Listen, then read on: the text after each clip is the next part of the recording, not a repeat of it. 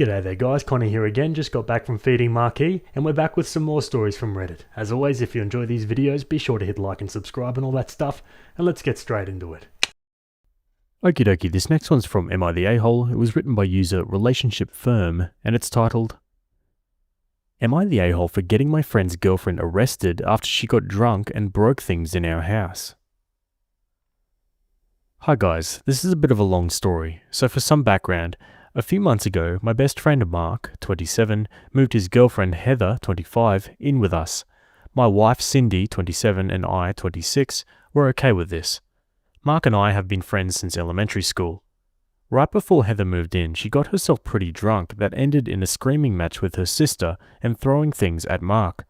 We weren't too happy with this, but Mark said he talked to her, and she wouldn't get to that point again. Well, on to the story. 2 weeks ago, we were all hanging out and having some drinks. Mark and Heather were going a little crazy, but they're adults, so whatever. Well, Cindy and I decided we were going to start on dinner since Heather was pretty unintelligible, and it was like 9 p.m. Mark started also working on dinner, so I hung out in the living room while Cindy went to our room. Heather goes into their room, then she comes back out and heads outside for like 20 minutes. I asked if she was good and got a small mumble. Heather comes back in, goes into the kitchen, and then back into their room again. At this point, Mark is done making their dinner and goes into their room. Mark comes out and sits with me in the living room, and we're talking about my brother's upcoming bachelor party. We then hear banging coming from their room. Mark went to go check on Heather, but she had blocked the door. He convinced her to open it, and he went in. Heather starts screaming and yelling, continuing to slam things around. After about 10 minutes of hearing Heather yelling and Mark trying to calm her down, I went in and told Heather she needed to calm down. She starts yelling some really weird and extremely racist things that I won't put here. Heather is half Hispanic, half African American, by the way. She starts getting louder and tearing things off the walls. I told her she needed to go outside to calm down. She refused and started picking up their bed and slamming it down. I told her if she didn't stop, we would call the cops so she could go calm down somewhere else and wasn't tearing things up. She just got louder and slammed the bed even more. I told Cindy to call the cops and tell them we needed Heather gone for the night.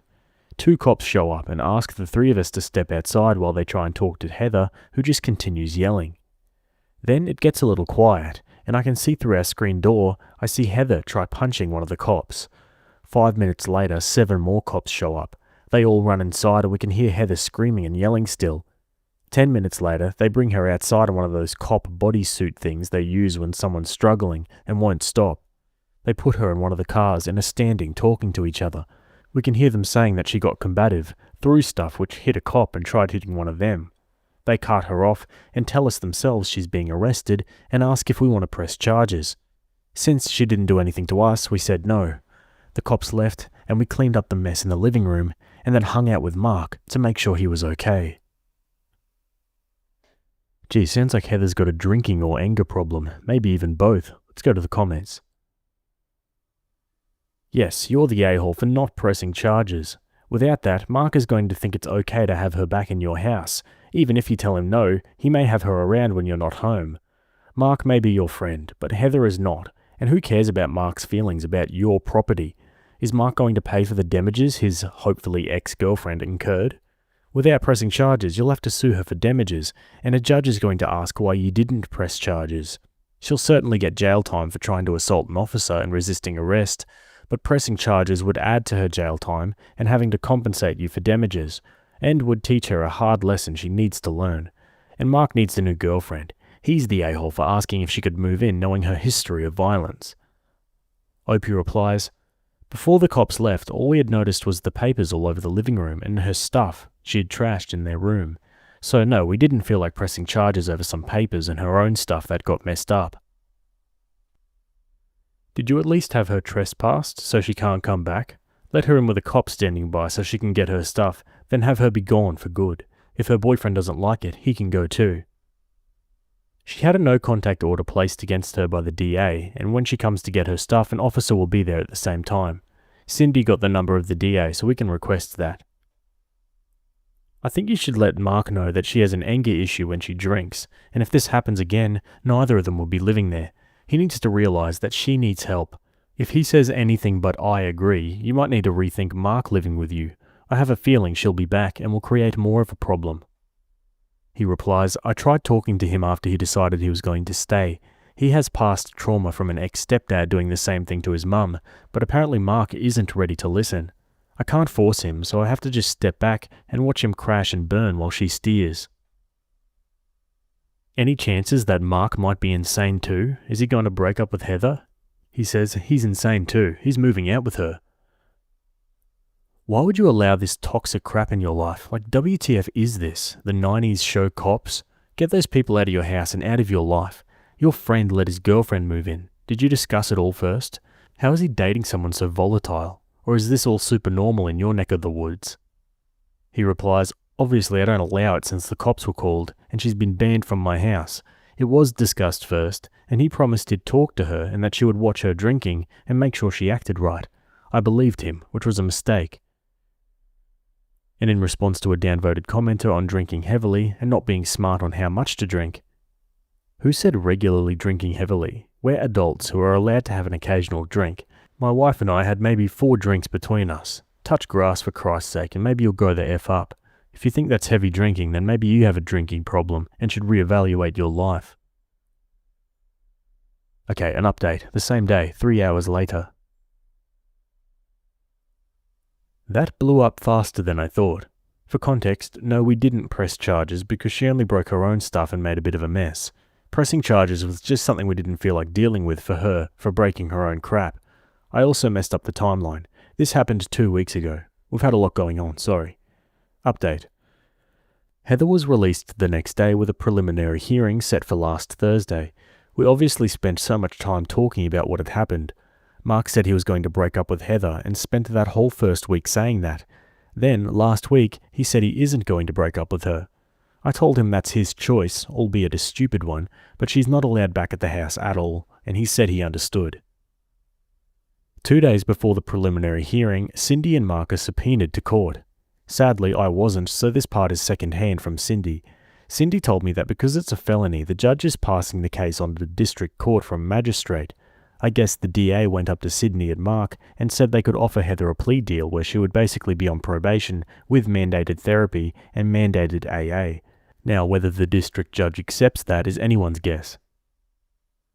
I talked with Mark that night after I got off work, and he said they had a long talk after that and are staying together, but won't be attached at the hip. Mark also said Heather doesn't remember anything after we stopped hanging out. He has spent every day since then with her, but that's his thing, so I don't really care. Cindy and I were out of town this past weekend, and we noticed on our doorbell camera that her car was magically gone at the same time Mark's was gone. I confronted him and he insisted she never went inside, and our doorbell doesn't show she went in. Cindy and I talked and were ready to kick him out too. We had another talk last night, and he is moving out because they're finding a place together. We also told Mark we wanted an apology, even if Heather didn't think she deserved it. I also confronted Mark because he was saying at my brother's bachelor party that Heather didn't deserve it, and the cops didn't need to be called, which is highly inappropriate at any type of event, but especially that one. Heather has been telling Mark that she was trying to leave and go to her brother's. She walked outside the one time and came back in with nobody trying to stop her. She also said that I started a confrontation with her, and that's why she went off the rails. I called bullcrap, because why would we try to stop her from leaving unless it was in a car? And we also asked how the hell she knows this if she was supposedly so black out she doesn't remember anything. Mark claims he doesn't remember anything until after the cops left, which is crap because we talked about what happened multiple times over the days after this occurred. He's just being an idiot and won't be dealing with it anymore. Either way, both are moving out. Heather isn't allowed back except to get her stuff, and we'll have an officer there when she is there. One comment says, if she doesn't remember anything, how does she know those things about the incident? Mark is in a toxic relationship, and I hope he'll leave before it's too late. OP says, that's exactly what I said when we talked to him. He said she's remembering things, and according to Mark, he doesn't remember anything until after the cops came. OP clarifies on the court process. We live in a small town and it was a preliminary appearance. Also, like I said, it was moved to district court instead of magistrate, so his next trial isn't until October at the earliest. Will Mark be allowed to come back to OP's house? He won't be allowed back. Why did OP let Mark move in with him and Cindy?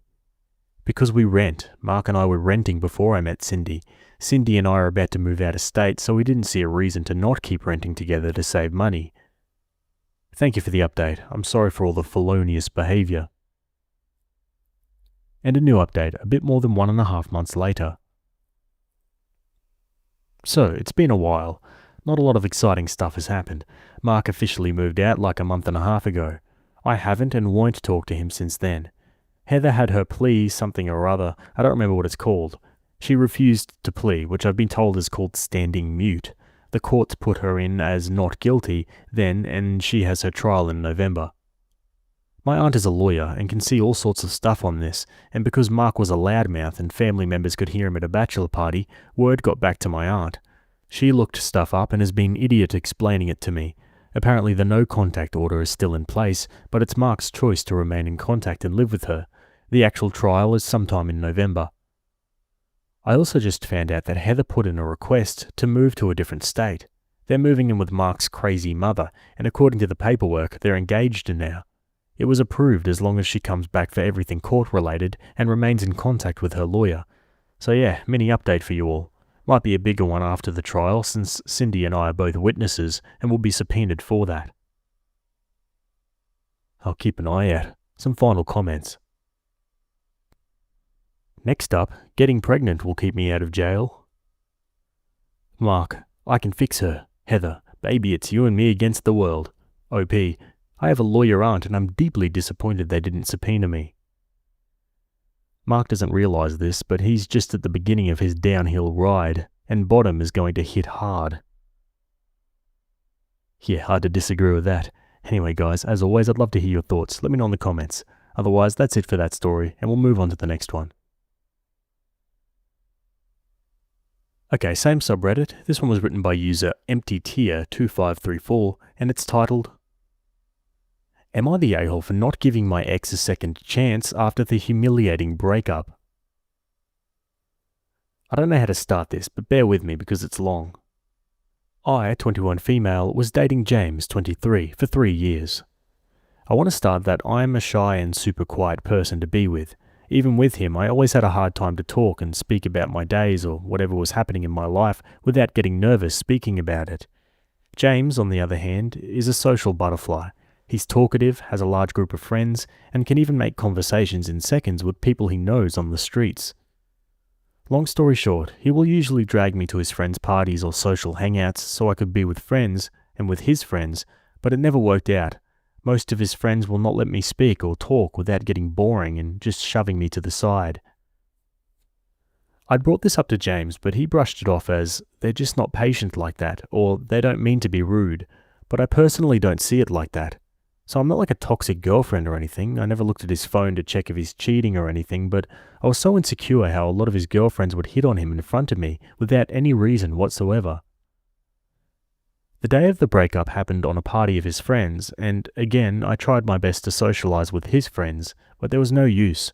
What happened is that I told James I was going to go get some more snacks for the party, and that's when out of nowhere he snapped at me saying, "See, you're just finding an excuse to leave the party. That's why my friends don't like you." I was speechless, so I told him I wasn't leaving, I was just getting snacks, and that's when he dropped the bomb and said he's done with me and to never contact him again, loud and clear for the entire room of people to hear. And then his friends started cheering like they just kicked out a rude friend or something. I wanted to cry so bad, so I left, and good thing I had my car with me because on the way back home, I bawled my eyes out like I've never cried in my life. I blocked him everywhere and did the same with his friends. I felt so humiliated by the fact he didn't even decide to have a decent conversation alone without anyone hearing us speak. Or I don't know, I just felt horrible how his friends started cheering him for breaking up with me like that. Fast forward to today. I'd already moved on and was doing great when I got a long message from a random number that had the same area code from my town. It was James. He started the message with how he's been doing in his life and yada yada. Then he said he'd been in 3 relationships after our breakup, and he said he didn't feel the same than when he was with me. All the girls he dated even cheated on him or were too toxic and abusive, so he reached out to see if we could start again and give him another chance to be together. I was stunned. This man, after he humiliated me in front of his so-called friends, wanted a second chance because I was the only girl who didn't complain about his life and whatnot. I was angry. I told him that I don't think it was a good chance to try a relationship again because we're not even compatible to begin with, and that I was sorry for all the relationships he had through the years that didn't work as expected, but I just couldn't trust him, or even I don't think I could fall in love with him again. This man didn't even apologize to begin with, so after I sent the message, I blocked the number and went on my day. Now I'm getting angry messages of his friends calling me an a-hole and a slut for not giving him a chance, and even to the point to bombard my phone with calls every single day. So Reddit, am I the a-hole for refusing to give him a second chance? I just don't know what else to do. Jesus Christ, what is this, high school? Don't even talk to this prick. Let's go to the comments. Absolutely frickin' not. He sounds like a bellend. Think about how the future looks even if you did give him a second chance. You can't trust him, his friends sound like assholes, and he doesn't understand you as a person whatsoever. He didn't even have the common decency to have a one-to-one conversation with you and totally embarrassed you at a party where you had nobody. He's been effed over since you broke up and realized which side he likes his bread buttered. Well, too late, sunshine. Tell him to swivel. Send him screenshots of the text messages and let him know that this is one of the reasons why you'll never get back with him. Additionally, let him know that if his friends continue with the harassment, you'll take legal action against them. You're not the a-hole. He's using those same friends who made you feel humiliated and embarrassed to try to force you to give him a second chance. Stand your ground. You're more than in the right. You don't deserve to be treated like that. He sounds toxic and immature, using others to pressure you. You were nice about how you didn't want to give it a second try, and he should understand and respect that, not use others to scare you. Save all the conversations and numbers, give it a maximum of 2 or 3 days, and if they keep going, then consider getting authorities involved. Make sure to get a safety network, family and friends aware of the situation. Do not let them break your will or spirit. Now for an update, 3 days later. Sorry for the late reply, but it's been a bit of a hectic week, but here's an update. I decided to take your advice and screenshotted all the messages that James' friends had sent to me throughout the week about me being the a-hole. Afterwards, I unblocked James and sent all the screenshots to him.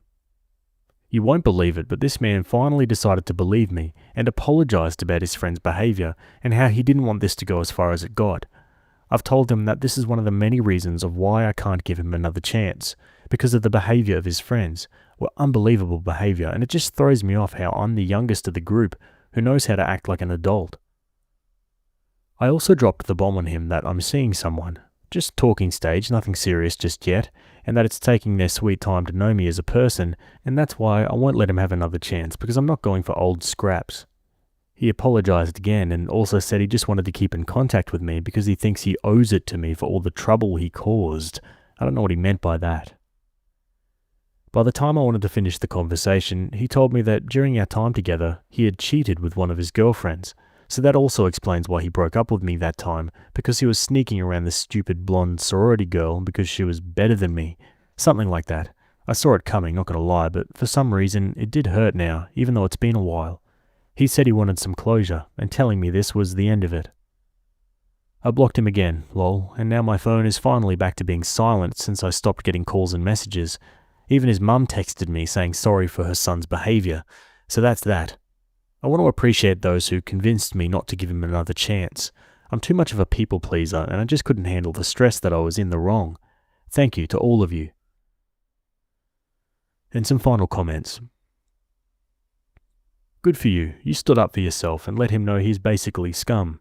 He was right. You'll never find anyone as wonderful as you. Sucks to be him. So messed up. He was getting treated like he'd been treating you, and he wanted his punching bag back. Good for you for letting him know he's pathetic, and you were a catch. He's full of crap. He knew exactly what his friends were doing and saying to you. He frickin' put them up to it to manipulate and bully you into giving him another chance. Once he saw you had everything screenshotted, he knew they could all get into trouble if you reported it. So he acted all apologetic and ignorant. Good for you for standing your ground and telling him where to go. Glad you told him you were seeing someone who was already treating you better than he ever did. Alright guys, and that's it for that story. Exhausting story all around if you ask me, but we got there in the end. Anyway, give me your thoughts down below, and that's it from me today. Hope you enjoyed those stories. Thanks for making it to the end, and I'll see you all in the next video. Have a good day. Cheers.